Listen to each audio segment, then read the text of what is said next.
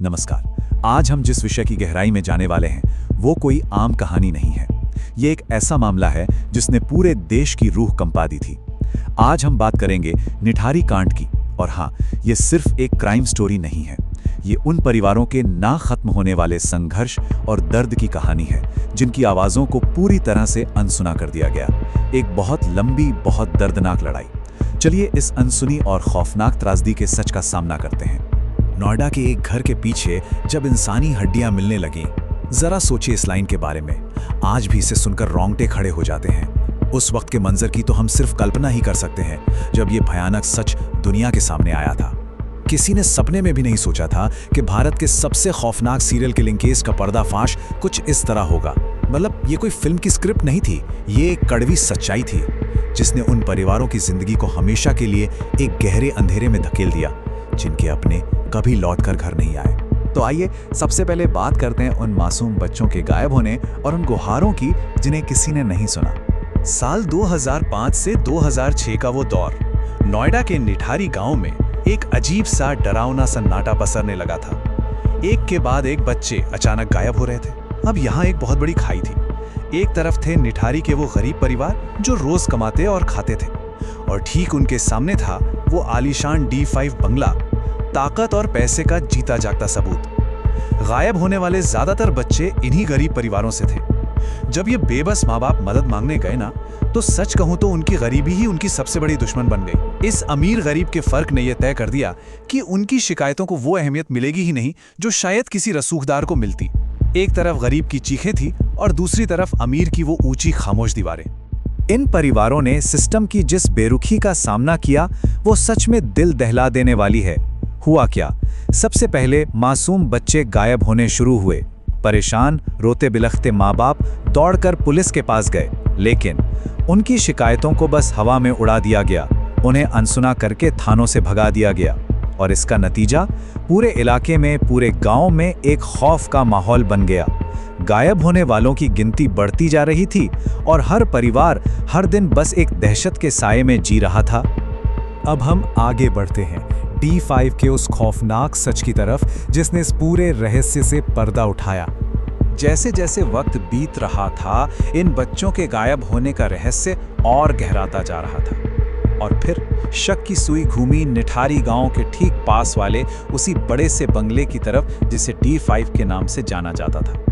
बाहर से देखने में ये एक आम अमीर घर था, लेकिन फिर आया दिसंबर 2006 का वो मनहूस वक्त जब उन गरीब परिवारों का सबसे बुरा डर सच साबित हो गया। इसी D5 बंगले के पीछे जो नाला था ना, वहां से इंसानी अवशेष मिलने शुरू हुए। एक एक करके हड्डियां, खोपड़ियां और उन मासूम बच्चों के छोटे छोटे कपड़े बाहर निकाले गए। इस खुलासे ने सिर्फ निठारी को ही नहीं बल्कि पूरे देश को सुन्न कर दिया। इसके बाद जो खुलासे हुए और जिन अमानवीय अपराधों की बात सामने आई, वो और भी ज्यादा डराने वाले थे। जब नाले से हड्डियां मिली तो जांच में तेजी आई और ये बिल्कुल साफ हो गया कि गायब हुए बच्चों का सीधा कनेक्शन इसी D5 से था। ये कोई आम गुमशुदगी के मामले नहीं थे। पुलिस की पूछताछ में नौकर सुरेंद्र कोहली ने जो खुलासे किए, सच मानिए उसे सुनकर किसी का भी खून सूख जाए। उसने खुद कबूल किया कि वो कैसे उन भोले भाले बच्चों को टॉफी या चॉकलेट का लालच देकर बंगले के अंदर बुलाता था और फिर अंदर ले जाकर उनकी बेरहमी से हत्या कर देता था। मतलब उन बच्चों का भोलापन ही उसके लिए एक हथियार बन गया था। लेकिन बात सिर्फ हत्या तक नहीं रुकी। हत्या के बाद जो हुआ वो इतना भयावह था कि उसके बारे में बात करना भी मुश्किल है। मीडिया रिपोर्ट्स में ऐसे ऐसे दावे किए गए जिन्होंने पूरे देश को अंदर तक हिलाकर रख दिया। शवों के साथ बेहद अमानवीय और खौफनाक काम किए जाने की खबरें सामने आईं। हालांकि कानूनी प्रक्रिया के दौरान इनमें से कई बातों पर विवाद भी हुआ, लेकिन जरा सोचिए, इन खबरों ने उन पीड़ित परिवारों को कितना गहरा मानसिक आघात पहुंचाया होगा, इसकी तो हम और आप कल्पना भी नहीं कर सकते। ये साफ हो चुका था कि ये भारत के इतिहास के सबसे घिनौने अपराधों में से एक है। इसके बाद शुरू हुई न्याय के लिए वो लंबी लड़ाई जो इन परिवारों के लिए एक अंतहीन संघर्ष बन गई। सच दुनिया के सामने था, अपराधी भी पकड़े जा चुके थे, लेकिन क्या परिवारों का दुख यहाँ खत्म हुआ? बिल्कुल नहीं। गरीब परिवारों के लिए अदालत की सीढ़ियां चढ़ना और सालों तक वहां खड़े रहना कितना भारी पड़ता है, ये इस केस में बिल्कुल साफ दिखता है। ध्यान दीजिए, 2005-2006 में बच्चे गायब हुए, दिसंबर 2006 में कंकाल मिले और फिर सीबीआई ने जांच अपने हाथ में ली। तब ऐसा लगा कि चलो अब न्याय मिलेगा। लेकिन केस सालों साल अदालतों में खिंचता चला गया और वो बेबस माँ बाप बस अदालत की चौखट पर न्याय की भीख मांगते रह गए। सीबीआई की जांच के बाद सुरेंद्र कोहली और मोनिंदर सिंह पंधेर पर आरोप तय हुए।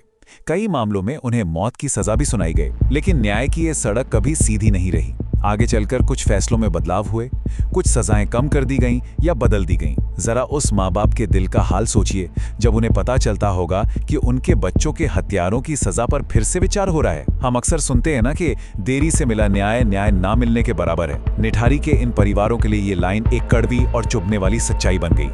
और यही हमें लेकर आता है इस पूरे मामले के सबसे बड़े पहलू पर, सिस्टम की सबसे बड़ी नाकामी। निठारी कांड को हम सिर्फ एक क्राइम के नजरिए से नहीं देख सकते। ये पूरे सिस्टम के फेल होने का एक बहुत बड़ा सबूत है। आज इतने साल बीत जाने के बाद भी एक सवाल जो आज भी हवा में तैर रहा है वो ये है कि क्या वाकई पूरा सच सामने आया था? क्या ये जांच पूरी तरह से पारदर्शी थी? पीड़ित परिवारों के मन में आज भी ये शक बसा हुआ है कि क्या कहीं कुछ रसूखदार लोगों को बचाने की कोशिश तो नहीं की गई। और देखिए, जब न्याय मिलने में इतने साल लग जाएं तो ऐसे सवाल उठना बिल्कुल लाजमी है और यही सवाल उन परिवारों के जख्मों को कभी भरने नहीं देते।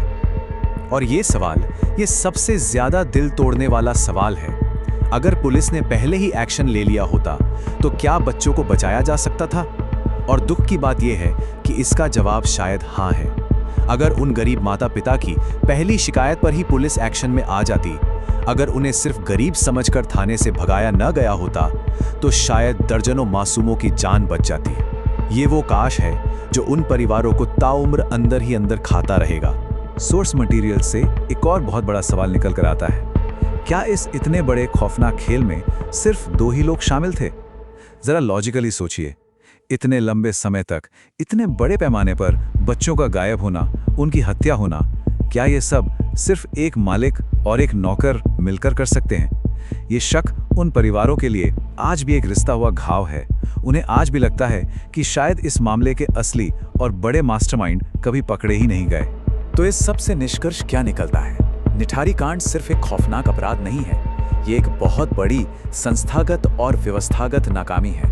ये केस हमें आईना दिखाता है कि कैसे हमारा सिस्टम अपने सबसे कमजोर लोगों की रक्षा करने में पूरी तरह फेल हो गया। उन गरीब परिवारों की अनसुनी चीखें आज भी हमारी पूरी व्यवस्था पर एक बहुत बड़ा सवालिया निशान लगाती हैं। आज के इस विश्लेषण को हम एक बहुत भारी विचार के साथ खत्म करते हैं। एक ऐसा घर जिसके पीछे दफन थे कई मासूमों के राज। निठारी कांड भारत के इतिहास का शायद सबसे खौफनाक सीरियल किलिंग केस है, लेकिन उससे भी कहीं ज्यादा ये उन परिवारों के अंतहीन दर्द की कहानी है जिन्हें कभी वो शांति नहीं मिली जिसके वे हकदार थे। इस भयानक सच्चाई पर हमें रुक कर सोचने की जरूरत है कि आखिर एक समाज के रूप में आज हम कहाँ खड़े हैं। हमारे साथ जुड़ने के लिए बहुत बहुत धन्यवाद।